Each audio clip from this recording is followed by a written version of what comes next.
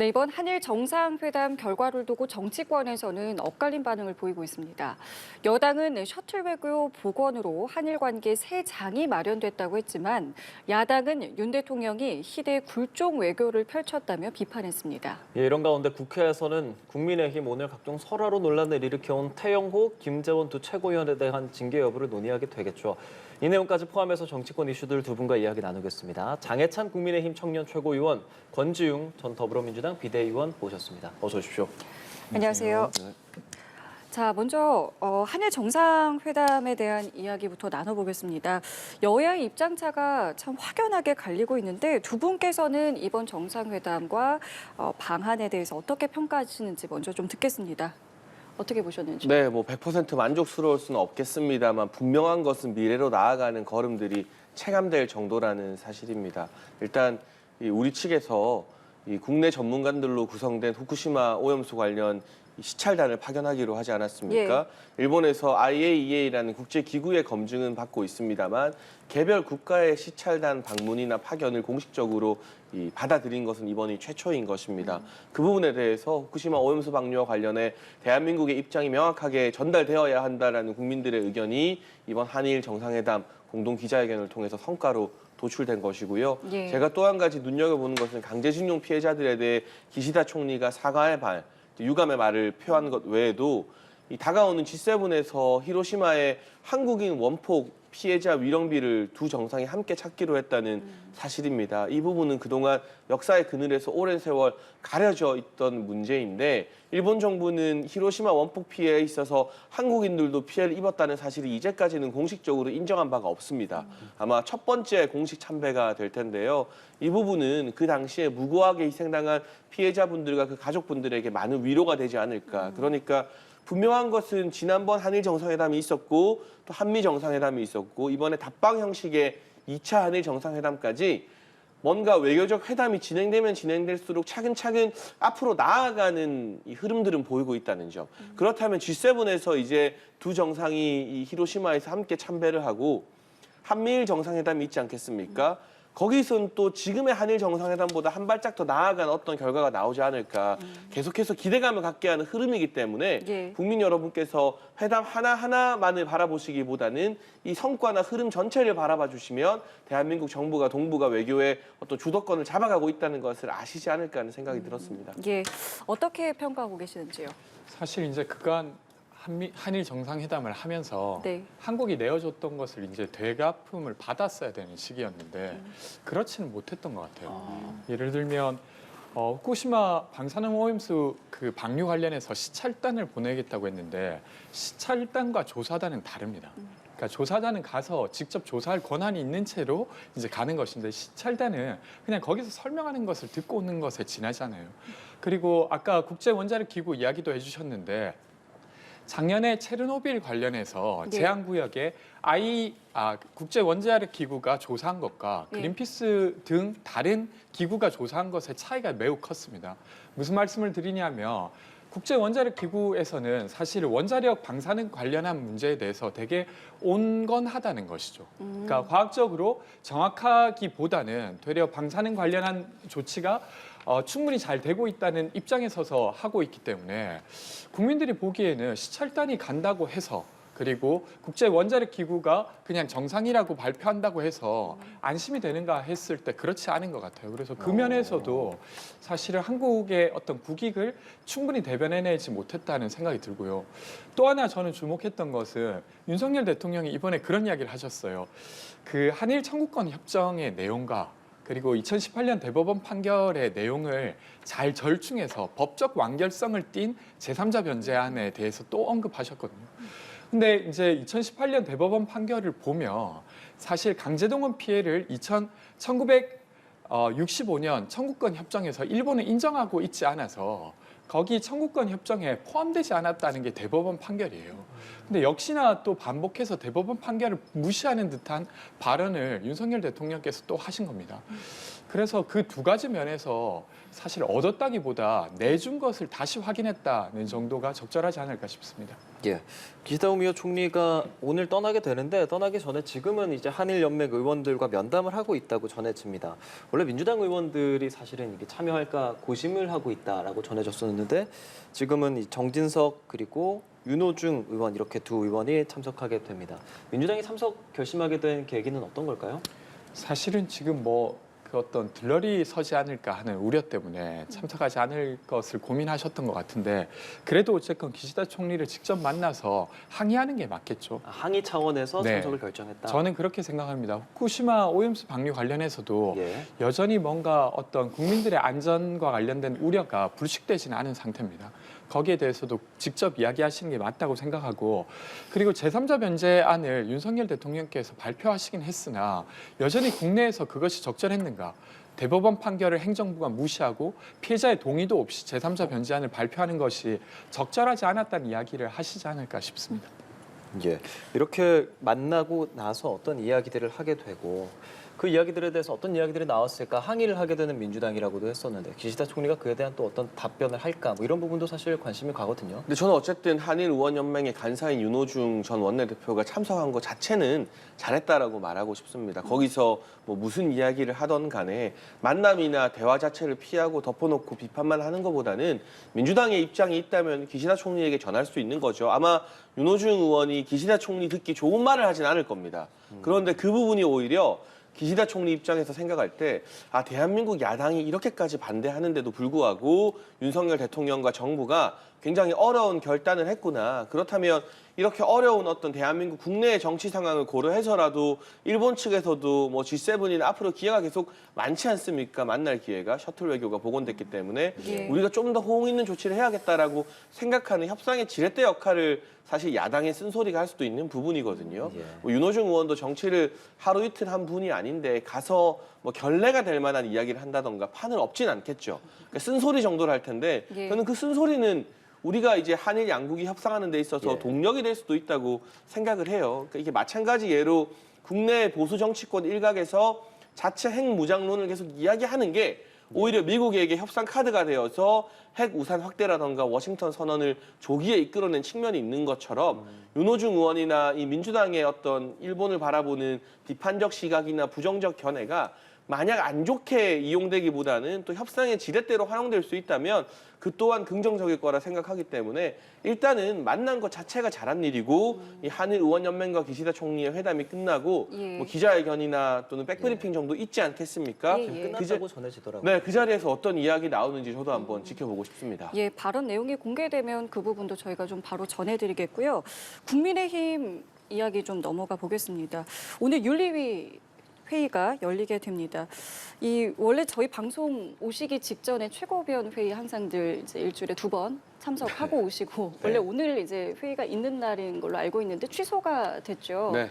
뭐 좀 지도부 내에서 지금 분위기는 좀 어떻습니까? 일단 저 개인적으로는 최고위 회의에 나가서 발언을 하는 게 예. 정치인에게 가장 큰 기회이거든요. 그리고 지금 윤석열 정부의 1주년 성과나 외교 성과 또 민주당의 뭐 60억 코인 사태 등등 최고위 회의에서 발언할 게 굉장히 많음에도 불구하고 예. 지난주 목요일에 이어 오늘까지 2번이나 연속으로 최고위가 취소된 데 대해서 유감을 표하고 싶습니다. 예. 뭐 그럴 만한 이유가 사실은 두 최고위원의 징계밖에 없는 거잖아요. 그렇죠. 예. 그 선배 정치인들의 문제로 후배 정치인들의 발언 기회가 막히는 이런 피해를 끼쳤다는 점에서 예. 저는 그 두 분이 저를 포함한 최고위원 동료들에게 굉장히 미안해야 한다라고 생각을 하고 있고요. 예. 다음 주 이제 다가오는 목요일도 최고위가 또 취소되어서는 안 되지 않겠습니까? 그런 차원에서 오늘 밤에 늦게라도 빨리 결과가 나서 더 이상 이 징계 논란으로 뉴스를 덮어버리는 일은 없었으면 하는 바람을 가지고 있습니다. 일단은 뭐 자진 사퇴 분위기는 전혀 아닌 것 같고 그렇기 때문에 징계 수위에 대해서 굉장히 좀 관심이 쏠리는데 어떤 결과가 나와도 지도부에게는 상당히 부담이다라는 관측이 많이 나옵니다. 지금 분위기 좀 어떻게 보세요? 근데 경징계 나오는 것보다는 중징계 나오는 게 덜 부담이죠. 저는 중징계 나오는 게 지도부 부담이다라는 의견에는 동의가 안 돼요. 아 그렇습니까? 네, 단호한 모습을 보이고 엄한 모습을 보이는 게 지도부에게 왜 부담이 되겠습니까? 만에 하나 재심을 신청하시면 절차대로 윤리위가 재심 검토를 하면 되고 예, 예. 설마 저는 이준석 전 대표 사례처럼 가처분 신청 같은 건 안 할 거라고 믿습니다. 만약에 그런 법적 조치까지 들어서게 된다면 제2의 이준석이 되는 거죠. 그렇죠. 이 부담은 지도부가 지는 게 아니라 두 분이 지는 것이고 두 분이 당에 끼친 어떤 여러 가지 화와 폐에 대해서 이 엄중한 심판을 받는 것이기 때문에 경징계가 나오면 지도부가 부담을 많이 느끼겠죠. 봐주기 한 거 아니냐, 제 식구 감싸기다. 그래서 저는 어떤 결과가 나와도 지도부가 부담이다라는 의견에는 동의하지 못하겠고요. 예. 지도부의 부담을 최소화시키기 위해서라도 무거운 징계가 나와야 한다고 생각합니다. 예, 같은 최고위원인 장희찬 최고위원이 중징계가 차라리 나을 수 있다라고 이야기하거든요. 뭐 같은 생각이십니까? 뭐 지난주부터 이야기하시는 거 보니까 뭔가 중징계 분위기가 있었던 것 같은데 저는 일단은 최고위원회를 안 여는 건 너무 우스꽝스러운 상황이라고 생각해요.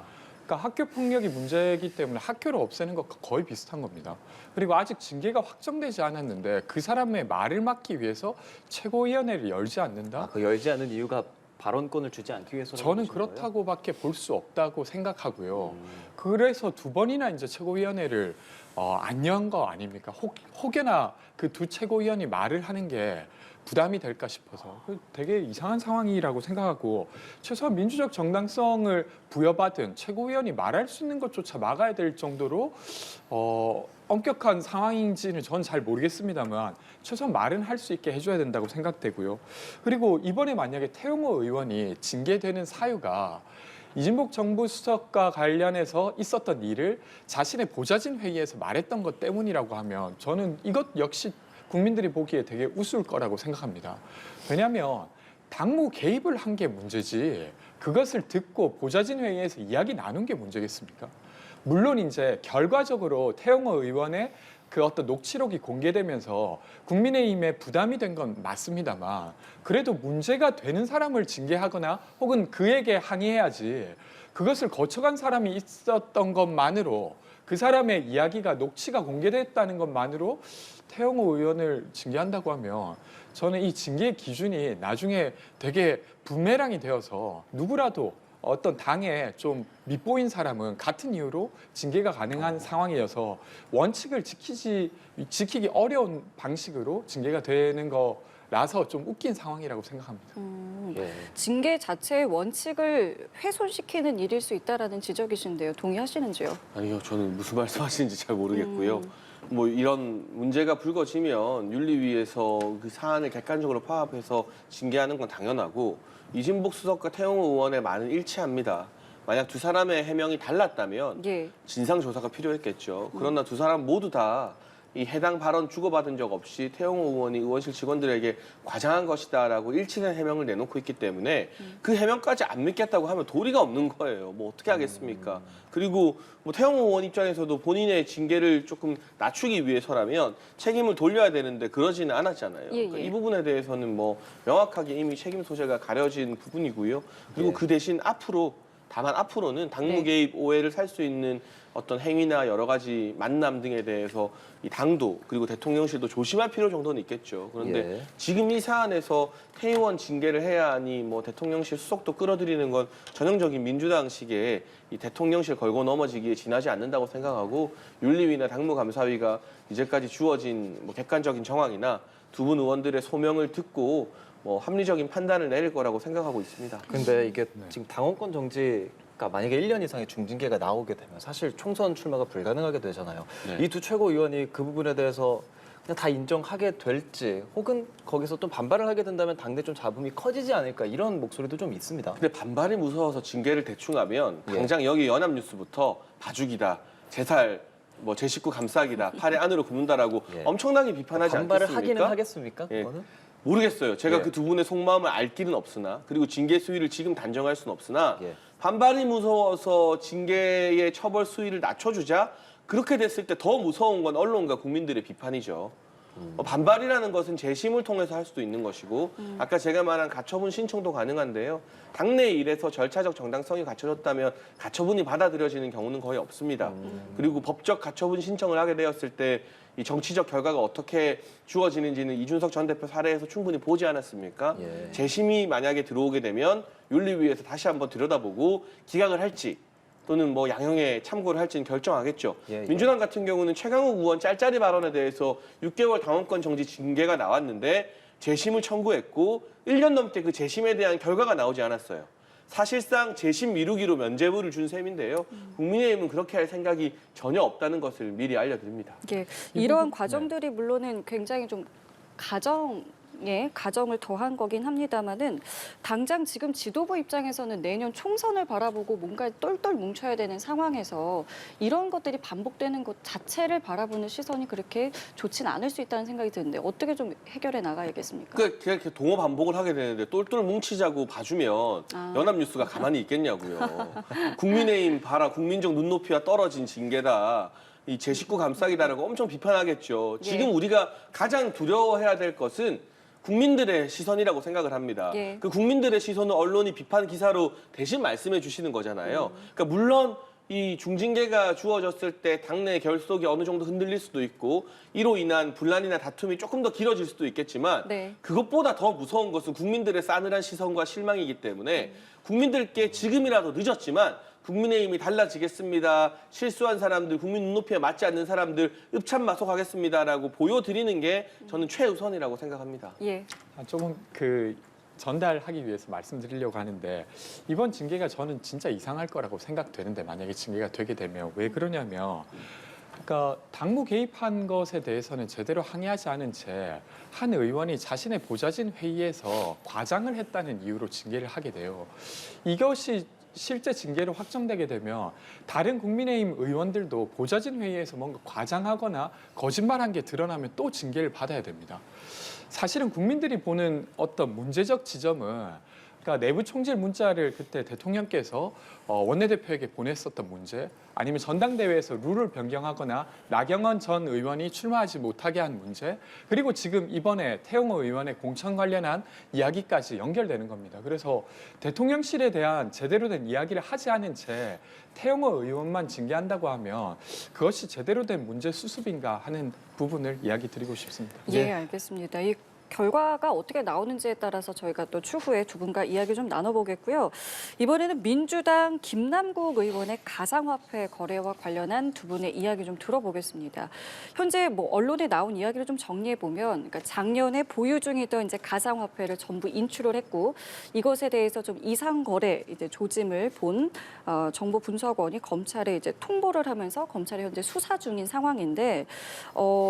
어떤 분들은 이게 왜 문제가 되는 거지라고 생각을 하시는 분들도 계실 것 같아서요. 일단 이 부분에 대해서 좀 짧게 설명을 좀 부탁드리겠습니다. 완전 문제가 되죠. 사실 김남국 의원이라고 하면 구멍난 운동화, 저는 매일 라면만 먹는다. 이런 식의 소위 말하는 서민 코스프레로 본인의 정치적 자산을 쌓아왔던 분이에요.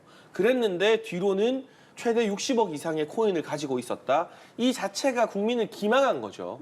그 자체가 저는 법적인 문제 이전에 정치적, 도덕적으로 상당한 문제가 된다고 생각을 하고 있고 공직자 재산 신고에 가상자산이 들어가지 않아서 신고하지 않았다라고는 말할 수 있겠습니다만 이 60억이라는 코인 자산을 어떻게 불렸는가 예. 그 시드머니에 대한 자금 출처가 소명이 안 되고 있습니다. 본인은 주식을 매도한 금액으로 투자했다고 말하지만 2020년 국회의원에 당선된 이후의 재산 신고 내역을 보게 되면 주식이 9억 줄어들면 예금이 9억 늘었어요. 그러니까 주식에서 가상자산으로 투자할 만한 이 돈의 공백이 보이지 않고 있습니다. 예. 그럼 국회의원 이전에 30대 로스쿨 출신 변호사가 무슨 돈을 벌어서 그 시드머니를 마련했는지 만약에 그 시드머니가 적었다면 몇백 배 이상의 수익을 얻었다는 말이 되는데 네. 그와 같은 정보를 혹시나 국회의원이 되고 나서 미공개 정보를 취득한 것은 아닌지 해명해야 될 법적 문제도 상당히 많이 있습니다.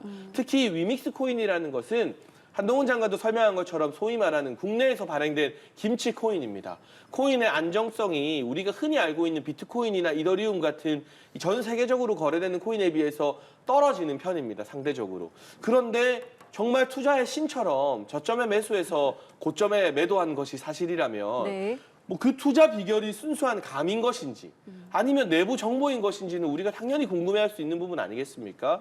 그리고 이 60억 상당에 달하는 코인을 현금으로 인출하지 않고 다른 코인으로 보유하고 있다고 하는데 그게 사실인지 지금의 가치는 어느 정도인지 등등에 대해서도 김남국 의원이 답할 의무가 있고요. 무엇보다 가상자산에 세금이 부여되는 것을 유예하는 법안을 직접 발의하신 분이기 때문에 예. 본인이 가지고 있는 60억 자산에 대한 세금을 본인이 직접 법을 만들어서 유예해 준 거잖아요. 이거는 본인은 아니라고 하지만 공직자 이해 충돌에 적용될 가능성이 대단히 높다고 보여집니다. 예, 문제 제기 들어봤습니다. 김남국 의원은 이 가상화폐가 현금화한 게 아니라 다른 거래소로 옮겼다. 그리고 실명 거래한 거다라고 입장을 밝힌 상황인데요. 권 비대위원님, 같은 당내 청년 정치하는 입장에서 가상화폐 많은 것 아셨는지 그리고 알게 되고 나서 뭐 그럴 수 있지라고 생각하셨는지 궁금합니다. 일단 뭐 당연히 알지 못했고요. 예.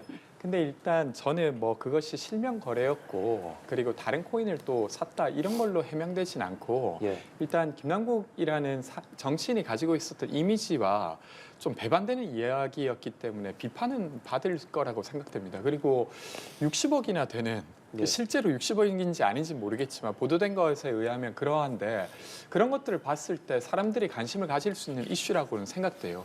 그리고 정치적으로 좀 비판받을 수 있는 부분이라고 생각되지만 만약에 이제 미공개 정보를 이용했거나 이러면 완전 다른 문제가 되는 것이죠. 근데 아직까지 그런 상황으로 확인되지는 않기 때문에 거기까지 확정적으로 이야기하기는 어렵다고 생각되고요.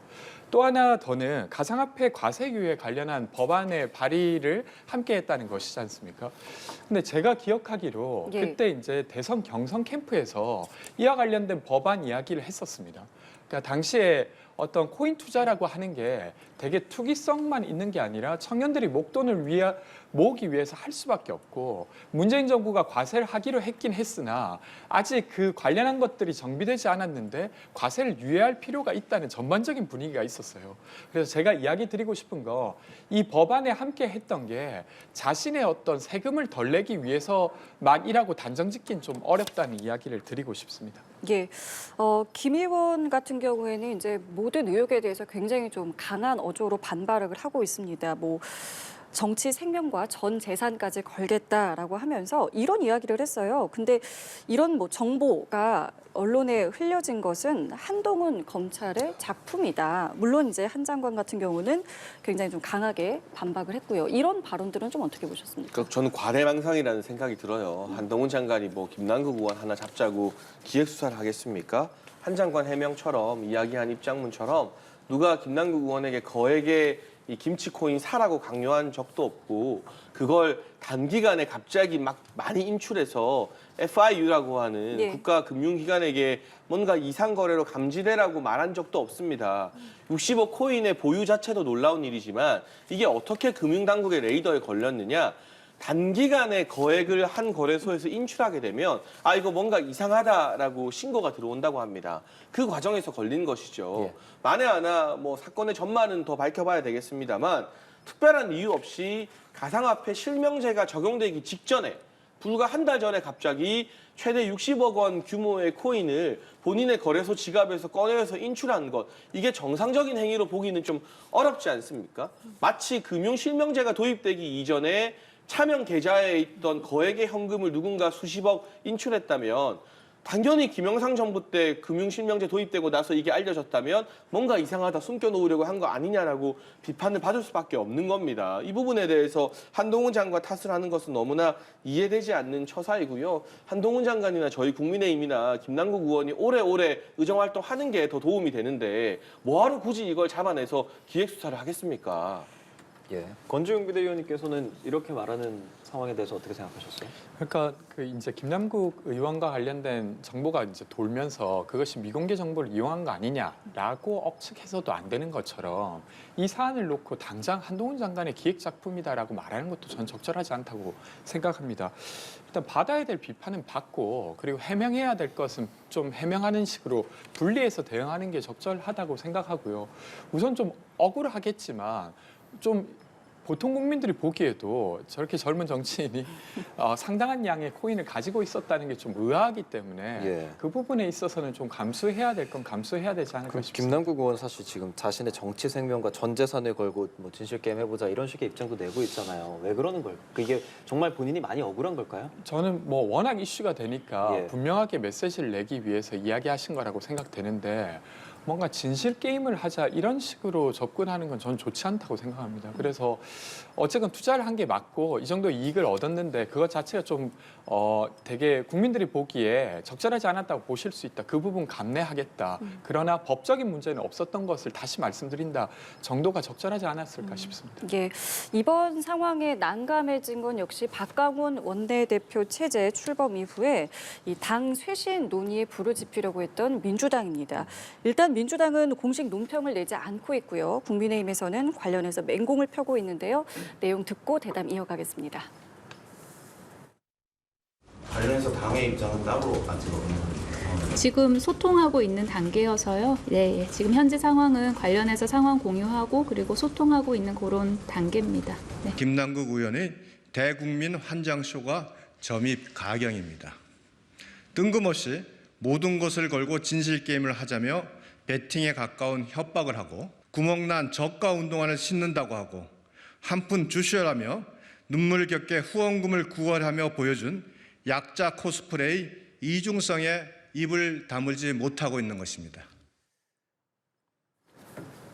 예, 민주당에서는 일단 공식 논평을 하지 않고 있는데 사실 당 쇄신을 목표로 이번 달 안에 뭐 1박 2일 워크숍을 가겠다 뭐 여러 가지 좀 분위기를 내고 있는 차에 이런 일이 터졌습니다. 지금 민주당 분위기는 좀 어떻다고 보시는지요?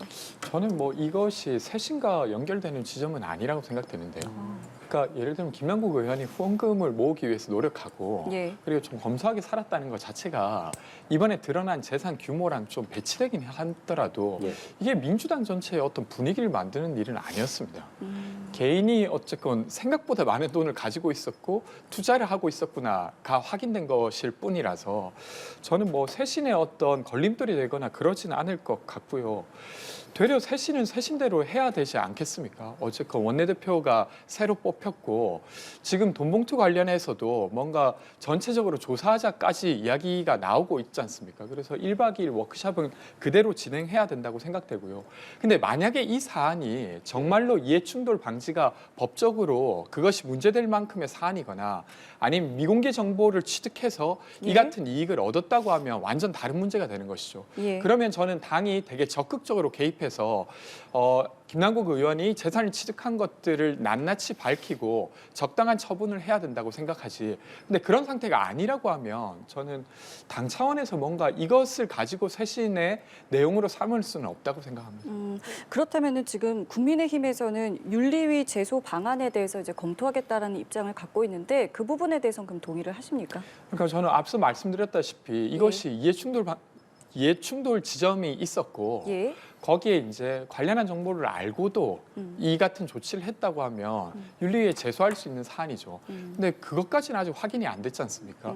그리고 과세유예 법안이라고 하는 게 네. 정말로 그냥 갑자기 그런 이야기가 전혀 없는데 국가적으로 예. 근데 갑자기 제기한 거라면 그런 의심을 할 수 있지만 제가 기억하기로 21년도 7월 정도에는 정말로 그런 논의가 국민적으로 있었습니다. 그러니까 과세를 지금 당장 하는 건 좀 무리가 있다. 그래서 그것을 대의한 거라고 볼 수도 있기 때문에 당장 윤리위에 제소하는 건 좀 섣부르지 않은가 싶습니다. 그러니까 말씀하시는 그때라고 말씀하시는 게 사실 이 법안이 2021년 7월 달이었었고 그때 노웅래 의원 등 9명 중에 김남국 의원이 포함됐었는데 예. 이렇게 가상화폐 많이 갖고 있는 일명 이제 고래 투자자라고 하는 사람들에게는 많이 좀 관심이 됐었던 법안인데 김남국 의원이 그중 하나였다. 이 부분에 대해서 이해 충돌이라는 건데 김남국 의원은 사실 이렇게 따지면 뭐 다주택자들이 종부세 법안 내거나 뭐 다자녀 관련 법안 내고 이런 것도 다 안 되는 거 아니냐라고 입장을 내고 있습니다. 근데 어디다가 다자녀를 지금 갖다 붙입니까? 이 출산율이 이렇게 떨어진 이 시대에 다자녀 가구인 국회의원이랑 지금 다 비트코인 가지고 있는 국회의원이랑 동급입니까? 이건 정말 말도 안 되는 신뢰가 되는 비유라는 생각이 들고 다주택자가 종부세 이거 없애는 법안 발의하면 욕 엄청 먹어요. 실제로 부동산 관련해서 법안 내고 세제 유예 혜택이나 뭐 이런 거 주자는 분들 보면 대부분 1주택자나 무주택자예요. 왜냐하면 2주택 이상을 가진 국회의원이 다주택자 세금 감면이나 유예 조치 내릴 때 욕을 엄청 먹기 때문에 그 부분은 국회에서도 이미 자정작용이 이루어지고 있습니다. 만약 명백한 예시가 있었다면 김남국 의원도 들고 나왔겠죠. 근데 그런 예시 없거든요.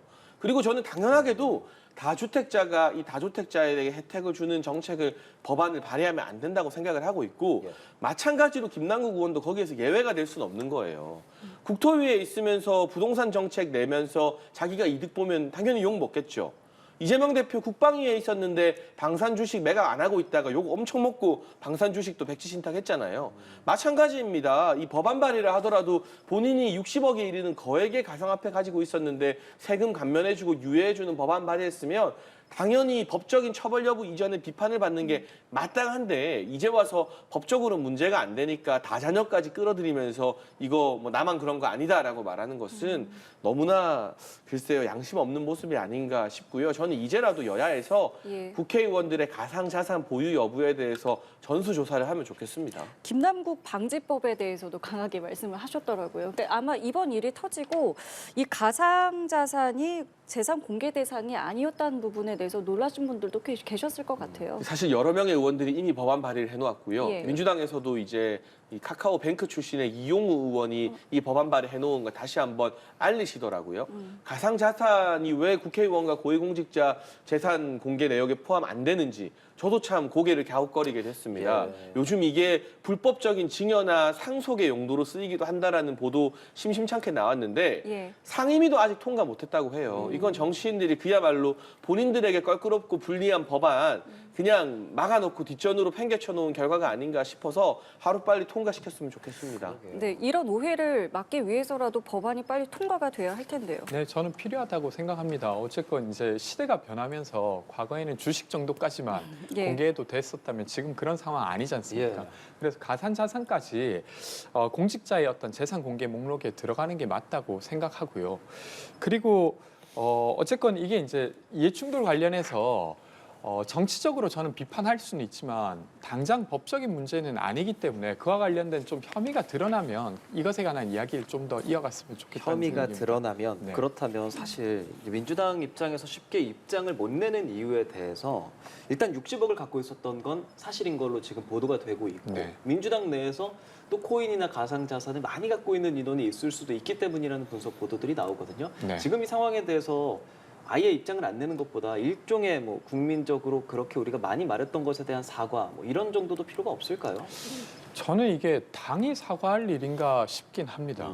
그러니까 당이 그 어떤 한 의원의 가상자산 현황을 알고 있었던 것도 아니고 예. 그와 관련된 어떤 이익을 몰아주기 위해서 법안을 낸 것도 아니지 않습니까? 그럼 김남국 의원 본인 제가 발언도 좀 봤는데 본인은 비트코인으로 번 게 아니고 편의점에서 아이스크림 사 먹는 거 아꼈다 이런 발언들을 조금 하기는 했었거든요. 네. 김남국 의원이기 때문에 그러니까. 본인이 뭐 그런 입장과 다르긴 합니다라는 의견조차 안 내고 있어서 좀 비판이 커지는 것 같긴 해요.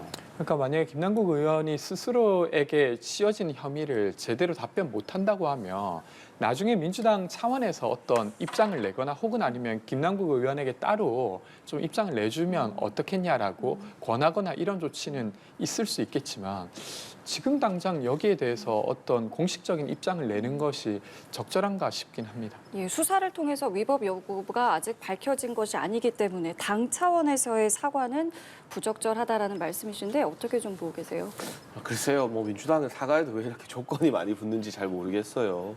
이거 뭐 수사를 통해서 밝혀내는 거는 하루 이틀 걸릴 일은 아니겠죠. 상당한 기간 걸리지 않습니까? 돈봉투는 뭐 수사 결과 나와서 사과했습니까? 이런 위선과 내로남불에 대해서 민주당이 사과 안 하고 버티면 저희야 정치적으로 도움이 돼서 좋은 일입니다만 예. 그래도 국민들께 이런 불신과 오해를 초래한 그 자체에 대해서는 당 차원에서 사과하고 진상조사하겠다고 밝히는 게 정도라고 생각합니다. 알겠습니다. 저희 두 분 말씀 오늘 여기서 마무리 지을게요. 지금까지 장해찬 국민의힘 청년 최고위원, 권지웅 전 더불어민주당 비대위원과 함께했습니다. 두 분 고맙습니다. 잘 들었습니다.